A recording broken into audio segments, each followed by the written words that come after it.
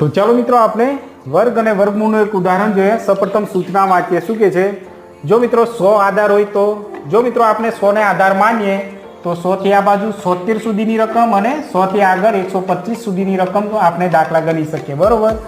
તો જો મિત્રો અહીંયા 89 નો વર્ગ છે, 89 એ 100 ની આસપાસની રકમ છે એટલે 100 ને આપણે આધાર માનીશું, બરોબર। તો 100 થી કેટલી ઓછી છે? તો 11 જેટલા ઓછા છે, બરોબર। તો અહીંયા આપણે માઇનસ કરવાના છે। જો 100 થી વધુ હોય તો અહીંયા આપણે પ્લસ કરવાના છે। તો જો મિત્રો અહીંયા 89 માંથી 11 માઇનસ કરીએ તો અહીંયા 78 રહેશે। કેટલા? 78।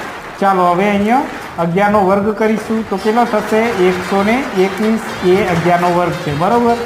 ચાલો અહીંયા જો મિત્રો હંમેશા માટે બે જ અંક હોવા જોઈએ, બરોબર। ત્રીજો અંક હોય તો અહીંયા પ્લસ કરી દઈશું।